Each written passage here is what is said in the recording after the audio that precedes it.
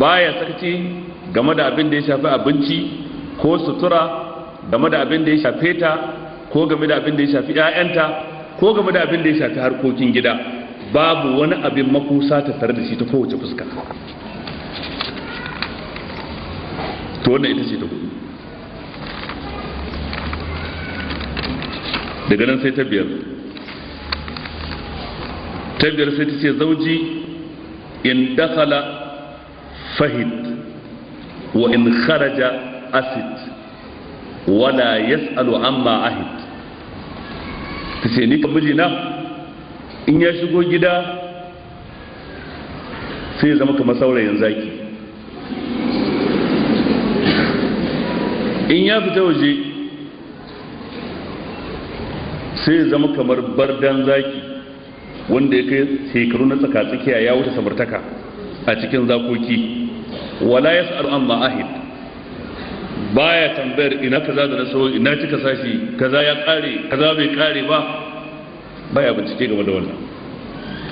Waɗannan kalmomi guda uku, kalmar ƙarshe malamai sun fassara ta cewa abinda ake nufi mutum ne mai yawan kawar da kai, ba ruwan shi da binciken cewa na sayo kaza ya kare, sabulun wanka na sayo gashi kwana kaza ya kare, na sayo min girki dandanan ya kare, ya akai gishiri ya kare, ya akai kaza ba kwano kaza bane ba, baya tambaya.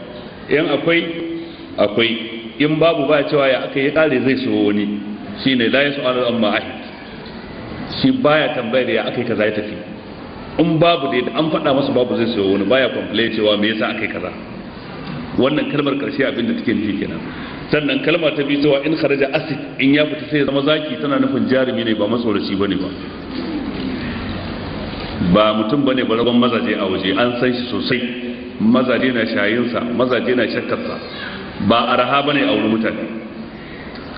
Amma kalmar farko na cewa in ya shigo gida sai ya zama jaririn zaki, to anan ne malamai suka yi sabani akan ta. Waɗansu suka ce abinda wannan kalma take nufi, wato idan ya shigo gida abinda ya zo yi kawai shi zai yi, ba wai daga ya shigo gida ya rika binciken me yake daidai me ba daidai ba.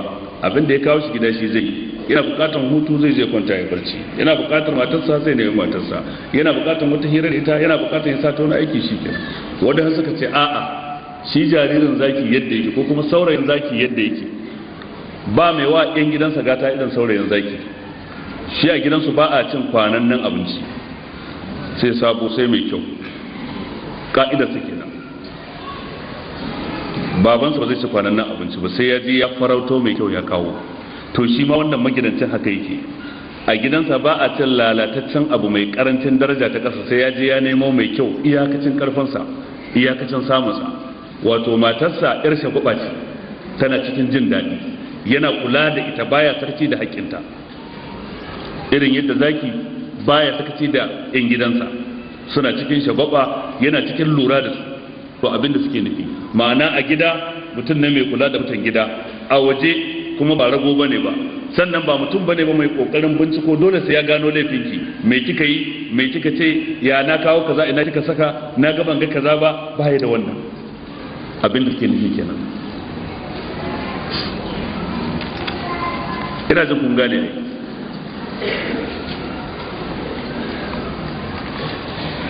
Sai ta shida ta ce zauji in akala laf wa in shariba shtaf wa in ittaja altaf wa la yulij alkaf li ya'lam albal. tace mijina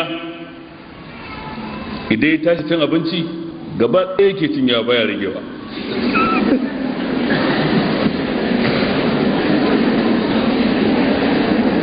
wa in shariba shtaf, duk abin shan da ka ajiye masa gaba ɗaya zai kwankwade baya rage komai.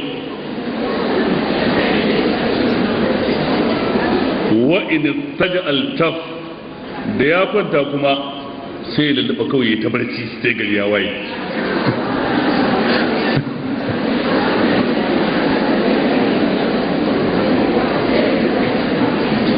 wanda ita kuma ka mijinta yi kawai shi abin da sa a gaba kenan, ya zo ya ci abinci ya sha abin sha ya kuta ya barci.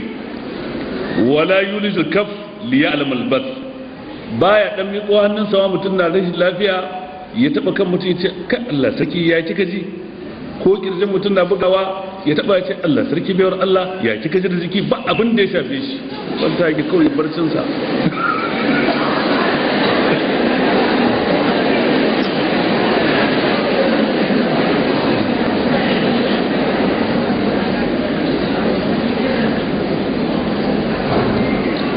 Wato dai a takaice wannan baiwar Allah tana siffanta mijinta da abubuwa kamar haka. Abu na farko rowa, komai na shi kadai yake cinyewa. Abu na biyu hadama da zari. Abu na uku mummunan hali wajen mu'amalantar matansa. Abu na hudu rashin kulawa da matar, shi ba ta cikin ajandarsa, shi abin da ya zo girki in an gama abinci shine abin da ke gabansa ba matarsa ba, shi dai ta abinci kawai shine abin da ke gabansa. Da ya ci abinci kawai ya lallaba da mayafinsa ya kwanciyarsa, ba shi ba ita sai kuma gari ya waye.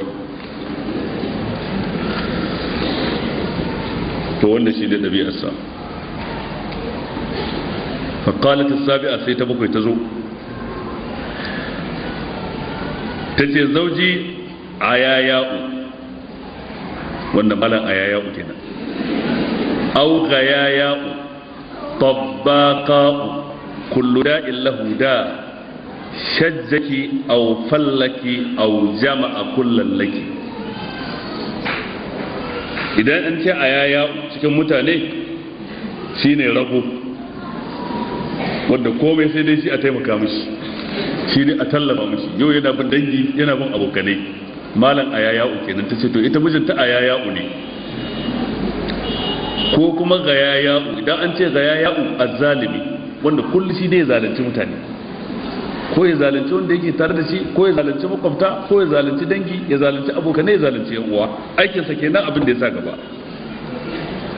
Tabbaqa'u, idan an ce tabbaqa'u, waɗansu malaman sun fassara shi da cewa shi ne mai yawan wauta, ko magana zai saki bakinsa kawai wauta ke, irin wanda da ya yi magana a yi ta tsaki, da ya sani ma da ya yi shiru, me yasa zai ce kara haka. Duk da ya faɗi magana sai a ji magana salami.